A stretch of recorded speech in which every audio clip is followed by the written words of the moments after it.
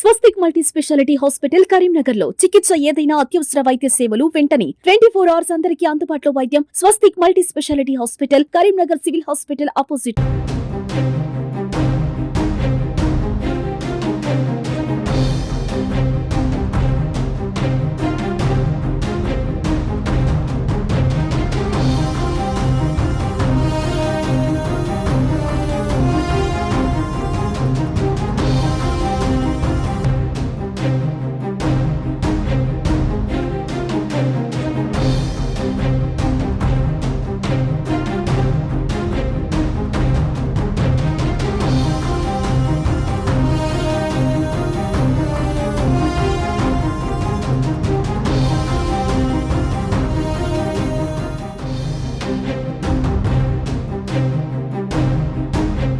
నమస్తే, welcome to Suman TV Karimnagar. నేను మీ అనిల్. కరీంనగర్ జిల్లాలోని గంగాధర మండలం కొండనపల్లి శివారు ప్రాంతంలో తుప్పల్లో మృతదేహం లభించినటువంటి ఒక యువతి మమతగా గుర్తించారు పోలీసులు. మంచిర్యాల జిల్లాకు చెందినటువంటి మమతగా గుర్తించారు. అయితే అసలు ఏం జరిగింది, ఎలా జరిగింది అనే విషయము ప్రస్తుతం బంధువులు కూడా వచ్చారు. బంధువులకు పోలీసులు అనేవాళ్ళు ఇక్కడ సమాచారం అందించారు. పుటావుటిన ఇక్కడ బంధువులు కరీంనగర్లోని సివిల్ హాస్పిటల్ చేర్చుకున్నారు. ప్రస్తుతం ఇక్కడే డెడ్ బాడీని అయితే పోస్ట్ మార్టం నిమిత్తం సివిల్ హాస్పిటల్ నుంచి జరిగింది. అయితే పోలీసులు కూడా వాళ్ళ ఫ్యామిలీకి ఇన్ఫర్మేషన్ రావడంతో అందరూ కూడా ఇక్కడికి రావడం జరిగింది. సో మమతకు భరత్ అనే వ్యక్తితో 4 ఏళ్ల కింద పెళ్లి కావడం జరిగింది. వాళ్ళకు ఒక బాబు కూడా పుట్టడం జరిగింది. అయితే మొన్న శనివారం రోజున మంచిర్యాల తన ఫ్రెండ్ దగ్గర ఉన్న సమయంలో అక్కడి నుండి తను షాప్కి వెళ్తాను వెళ్ళడం జరిగింది. అతను వెళ్తూ మనకు సీసీ కెమెరాలో ఫుటేజ్లో ఒక రికార్డు మనకు దృశ్యం బయటకు వచ్చింది. అందులో ఒక కారు ఎక్కడం జరిగింది. ఆ కారు ఎక్కిన తర్వాత తను నిన్న రోజున కరీంనగర్లోని తుప్పల్లో శవంగా లభించింది ఆ యువతి. ప్రస్తుతం మనతో వాళ్ళ కుటుంబ సభ్యులు, వాళ్ళ స్నేహితులు ఉన్నారు, వారితో మాట్లాడదాం. అమ్మ చెప్పండి, అసలు ఆ రోజు మీ దగ్గరనే ఉన్నది తను, అసలు ఏం జరిగింది ఆ రోజు? ఆ రోజు ఆయిల్ ప్యాకెట్స్ తీసుకొద్దామని బయటకు వెళ్ళింది సార్. ఆయిల్ ప్యాకెట్స్ తీసుకొద్దామని షాప్ దగ్గరికి బాబుని తీసుకొని వెళ్ళింది. మళ్ళీ ఇక రాలేదు. ఇక ఫోన్ చేస్తే ఫోన్ స్విచ్ ఆఫ్. ఇక నిన్న మధ్యాహ్నం వరకు మేము పోయి చూసినాం. పొద్దున ఎర్లీ మార్నింగ్ చూసి మరి ఎక్కడి నుంచి ఎక్కడి దాకా పోయింది అని ఆ సీసీ ఫొటోస్ తీస్తే ఆ కారు దొరికింది. ఆ కారులో ఎక్కినట్టు దొరికింది సార్. అంటే అప్పుడు ఫోన్ మాట్లాడుకుంటూ వెళ్ళిందా, అసలు ఫోన్ వచ్చిందా? మాట్లాడుకుంటూనే పోయింది సార్. ఫోన్ మాట్లాడుకుంటా బాబు ముందున్నాడు, ఇద్దరు నడుచుకుంటా పోయారు. ఆ మూలన ఇక పోయింది. మరి ఆ కారు ఎక్కడికి పోయింది, ఏడికి పోయింది, మా ఇంట్లో ఉన్నది, మాకేం ప్రాబ్లం కాకుండా దయచేసి ఇది ఏది ఉన్నా కూడా బయట పెట్టండి. అంటే మీకు ఏమైనా అనుమానం కలగడం జరిగిందా? ఎవరైనా 2-3 రోజులు ఎవరైనా మీ ఇంటికి వచ్చినట్టు, ఇంటికి చుట్టుపక్కల ఎవరైనా తిరగడము ఏదైనా మీకు అనిపించింది అక్కడ ఆ సమయం? చుట్టుపక్కల అంటే నేను బయటకు వెళ్ళి చూడలేదు సార్. నాకు ఫీవర్ వచ్చింది, నేను పడుకొని ఉన్నా. ఇక నాకు కొద్దిగా ఆరోగ్యం బాగాలేకుంటే పడుకొనే ఉన్నా. ఇక ఆమె అప్పాలు చేసుకుందామని చెప్పేసి ఆయిల్ తీసుకొస్తా, పిల్లగాని పట్టుకొని పోయి కురుకురేలు అవి ఇవి కొనుక్కొని ఆయిల్ తీసుకొని వస్తా అని పోయింది. ఇక పోయిన మనిషి అయితే ఇంతవరకు ఇక చనిపోయిందని ఈ పొద్దున సుమ టీవీ వీడియో చూసిన తర్వాత మేము అక్కడ మంచిర్యాల పోలీస్ స్టేషన్లో, నస్పూర్ పోలీస్ స్టేషన్లో పోయి అది ఇట్లా చూపించి ఏమన్నా కాదా కంప్లైంట్ ఇచ్చి వచ్చేసినాం సార్. వీడికి ఇక్కడ ఇన్ఫర్మేషన్ తీసుకొని ఎస్ఐ వాళ్ళు, ఈ సిఐ వాళ్ళు కాల్ చేసి రండి ఇట్లా మరి నిజమా కాదా అంటే ఇక్కడికి వచ్చి శవాన్ని చూసిన తర్వాత మా మనిషి అన్నట్టు తెలిసింది సార్. తను మీ ఇంటికి ఎప్పుడు వచ్చింది, ఎందుకు వచ్చింది అసలు? తను వాళ్ళ హస్బెండ్ తోని లొల్లి పెట్టుకొని వచ్చింది. అంటే ఒక దసరా ముందే వచ్చింది. ఇంట్లో ఎందుకు మమత ఎందుకు వచ్చినావు అని అంటే, నేను ఇంట్లో గొడవ అవుతుంది మా హస్బెండ్కి. ఇప్పుడు మేమంటే మ్యారేజ్ చేసినాం, ఆమెది లవ్ మ్యారేజ్ చేసుకున్నారు, వాళ్ళు మంచిగానే ఉంటున్నారు. ఆమె ఏంటంటే ఇప్పుడు ఇంట్లో గొడవ పెట్టుకొని వచ్చింది కదా, మా ఇద్దరు ఆడపిల్లలు ఉన్నారు, ఆమెతో పాటు ఈమె ఉంటుంది. ఉండని ఇక వాళ్ళిద్దరు ఏ రోజుకైనా కూడా మంచిగా ఉండి కలిసి ఉంటారు కావచ్చు. ఆయన మారిగిట్ట తీసుకొని పోతాడు కావచ్చు. పో మమత, ఉన్న రోజులు ఉండు మంచిగా అని చెప్పిన. కానీ ఏ రోజు మాత్రం ఆమె ఒక రోజంతా సింగిల్గా నైట్ టైం బయటకు వెళ్ళలే, ఒక రోజు ఎటు పోలేదు సార్. ఇది ఇట్లా జరిగింది కథ.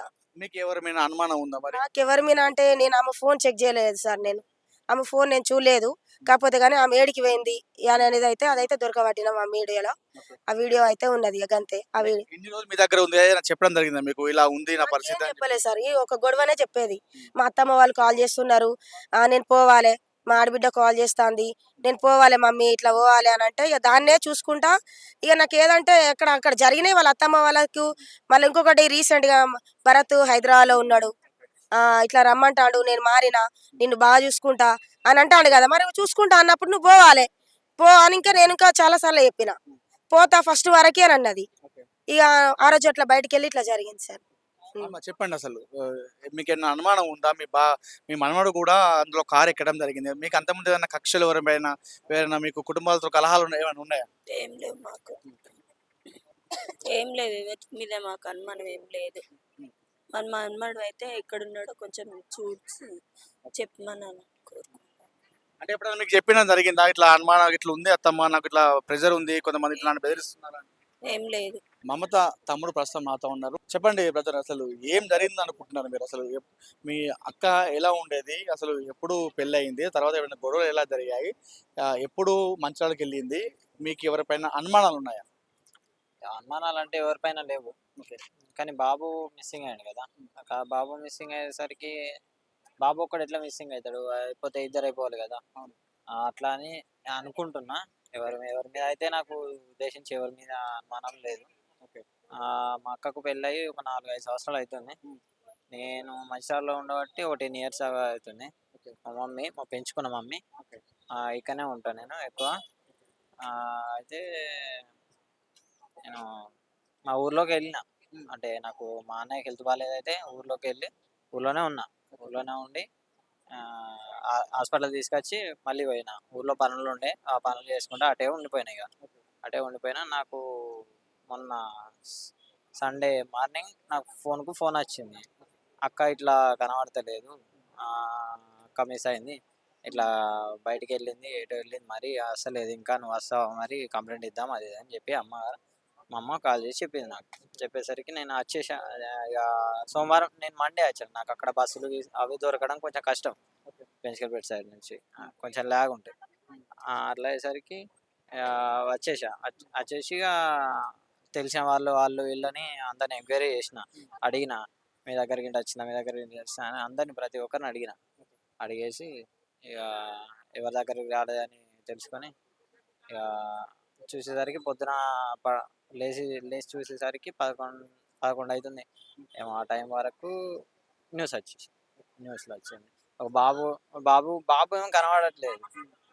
బాబు మిస్సింగ్ అయిపోయాడు. అక్క ఏమో ఇట్లా అయిపోయింది. అంటే మీ ఫ్యామిలీకి ఎప్పుడైనా ఎవరిదైనా గొడవలు ఉన్నాయా? కలహాలు, ఏదన్నా కక్షలు? ఫ్యామిలీ అట్లా ఏం లేదు. ఫ్యామిలీ గురించి ఏం లేదు. అంటే ఇప్పుడు మీ అత్తమ్మ వాళ్ళ సైడ్ కూడా ఎవరికి గొడవలు లేవు ఫ్యామిలీతో, మీకు కూడా ఎవరితో గొడవలు లేవు.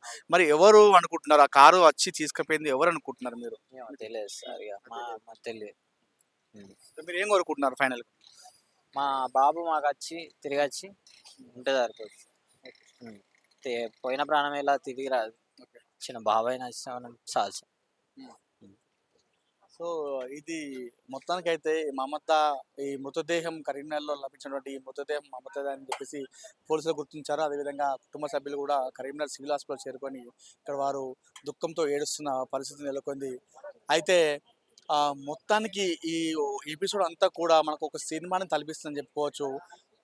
తను తన స్నేహితురాలు ఇంట్లో, అంటే పెంచుకున్న మమ్మీ అని చెప్పేసి అంటున్నారు, తన ఇంట్లో అప్పాలు చేస్తున్న సమయంలో నేను షాప్కి వెళ్ళి ఆయిల్ ప్యాకెట్ తీసుకొస్తా అని చెప్పేసినటువంటి మమత తన బాబుతో కలిసి వెళ్ళింది. వెళ్ళిన మమత అక్కడ ఉన్నటువంటి సీసీ కెమెరాలో రికార్డ్ అయిన దృశ్యంలో మనకు ఆ కారు తీసి ఆ కారులో ఎక్కడం జరిగింది. ఆ కారులో ఎక్కిన తర్వాత ఇదంతా కూడా శనివారం రోజున జరిగేది. శనివారం రోజున ఆ కారు ఎక్కినటువంటి మమత నిన్న మధ్యాహ్నం సాయంత్రం సమయంలో కరీంనగర్ జిల్లాలోని కొండనపల్లి అనే శివారు ప్రాంతంలో తుప్పలో శివమే తెలియదు. అయితే ప్రస్తుతం ఆ బాబు ఆచూకీ మాత్రం లభించలేదు. మరి ఆ బాబు ఎక్కడికి తీసుకెళ్లారు, ఎక్కడ ఉన్నాడని చెప్పేసి కూడా ఇక్కడ ఎవరికి కూడా క్లారిటీ లేని పరిస్థితి. మరి వారు ఎవరు కుటుంబ కలహాలతో, లేదంటే వాళ్ళకి ఏమైనా పాత కక్షలు ఏమైనా ఉన్నాయా అనే విషయం ఆరా తీయగా మాకు ఎవరితో గొడవలు ఏమన్నట్టుగా అటు మమత అత్తమ్మ వాళ్ళు, అదే విధంగా తన అమ్మ వాళ్ళు చెప్తున్న పరిస్థితి నెలకొంది. మొత్తానికైతే ఈ ఎపిసోడ్ అంతా కూడా ఒక సినిమాను తలపిస్తుందని చెప్పుకోవచ్చు. తమ బాబు ఆచూకీని కనుక్కోవాలంటూ కూడా ఇక్కడ ఉన్నటువంటి తమ కుటుంబ సభ్యులు కోరుతున్న పరిస్థితి. చూడాలి మరి దీనిపైన పోలీసులు ఏ రకంగా విచారిస్తారు, ఎలా విచారిస్తారు అనేది మనం వేచి చూడాలి. ఎందుకంటే నిన్న తుప్పల్లో ఉన్నటువంటి శివం అయితే ఆ సమయంలో 4 గంటల సమయంలో వేసినప్పుడైతే అక్కడ హత్య చేసేంత వరకు ఉండదు. ఎందుకంటే అది ఎప్పుడు రద్దీ ఉండే ప్రాంతం. ఆ సమయంలో రోడ్డు పక్కనే కాబట్టి అక్కడ ఎవరు కూడా చేసేంత ధైర్యం లేదు. ఎక్కడైతే తను కారు ఎక్కించుకున్నారో ఆ కారులో ఉన్న సమయంలోనే తనను హతమార్చి ఇక్కడ కరీంనగర్ జిల్లాలోని ఆ తుప్పలో పడేసినట్టుగా అయితే మనం భావించవచ్చు. కెమెరా పర్సన్ కుమార్తో అనిల్ సుమ టీవీ, కరీంనగర్ నుండి.